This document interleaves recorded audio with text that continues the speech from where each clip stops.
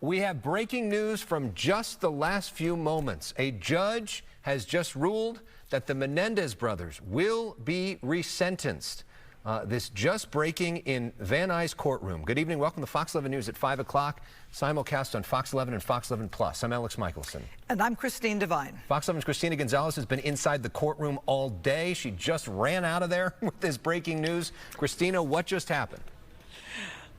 You know, Judge Michael Jessic has agreed to resentencing the brothers. When I left just now, the brothers were getting ready to speak to him because they have to now make their point. The judge is leaning to resentencing them 50 years to life, which means they have to go in front of the parole board. What the brothers are trying to convince him is to give them manslaughter so that they would not have to go in front of that parole board. That is what's going on right now as I am down here. Let me show you. It's been a very long for the family, all of them here. Take a look. A miracle. A miracle is how Diane Hernandez describes the possibility of her cousins, Erik and Lyle Menendez, going free. I spent the weekend with them. Family member Ana Maria Baralt saying she spent the weekend with the brothers, who are serving life in prison without the possibility of parole for the murders of their parents, Kitty and Jose Menendez. In court, Baralt crying as she explained the never-ending trauma of being family to both the victims and their murderers. The brothers visibly touched, watching via WebEx as Hernandez begged the judge to grant them the miracle of freedom.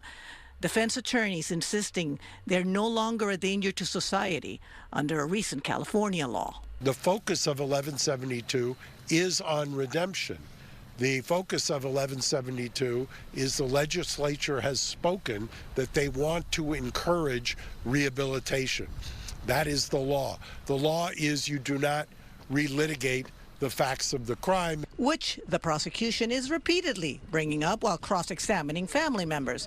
The DA's office saying they are not convinced the brothers are rehabilitated, while also admitting while convincing the district attorney's office is certainly at some level important, the real important task is for them to convince the judge that they have unequivocally and sincerely come clean with all their criminal conduct.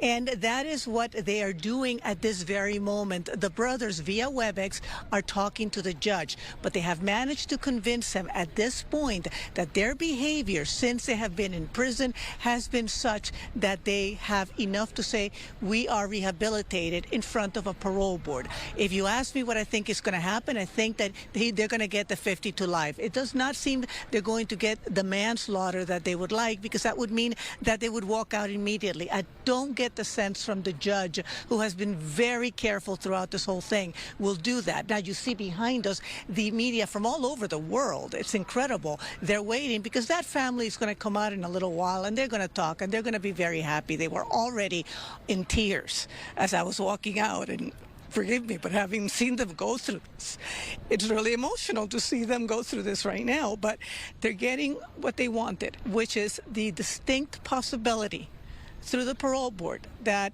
to quote Ana Maria Baralt, they would be home for Christmas. And we'll hear more. I'm going to run in there and see what they have to say. Believe whatever you may believe, whether they should stay in or whether they should not stay in. What this family has gone through is pretty brutal. And you got to feel for them one way or the other. But they are making their case. They'd like to be free tomorrow. I don't think that's going to happen, not with this judge. But I do think they'll be in front of the parole board. And I'll let you know more as soon as I hear what they're saying. I'm going to run back in there and we'll be back and fill you in, hopefully hear from them, because I think they're going to have a lot to say, the family. All right, so Christina, we wanted to ask you some questions. Do you feel you need to run back in now instead? Well, I mean, I'd like to hear what the brothers are saying, but, you know, please ask your questions, because I also want to inform our public. I know a lot of people have a lot of interest in this. So we know they were sentenced to life without the possibility of parole. They've served 35 years. If they get resentenced to 50 years to life, they could still have to serve up to the 50 years, right? They could. They could, but it is very likely that the parole board, looking at the report that they were quoting from and looking at the statute as it is right now in the California laws, that they would release them. And I say that because one of the things that came up, one of the people, and you may have heard, you probably, I believe you are very familiar with this person, X-rated Amray Brown was up there. He testified this afternoon. He was a 31 to life on a gang-related murder, and he actually served with the brothers. When he was released, he explained he went in front of the parole board, which is a very different parole board from the past. The questions they asked him, he said, were not about what he did, but why he did it and what he had done since he was incarcerated. So the focus seems to have been changed, and a lot of people who have been in prison for a very long time are getting released. The spotlight on these two is unique, no question, but the sense that we are getting is that they will be in front of the parole board, and the parole board, from the reports that they had already written to the governor, from which they've been quoting, seem to indicate that while they have some concerns about them doing things like trying to sneak in cell phones, that overall their behavior in prison has been exemplary, especially at the beginning when they didn't think they had a chance to be paroled. They were still involved in all kinds of programs and, helping prisoners. And, they're talking about green spaces and ongoing programs, which I'm sure the family will talk about. And in essence, there seems to be a sense that they would at some point be paroled, probably again before the end of the year if things go their way. All right.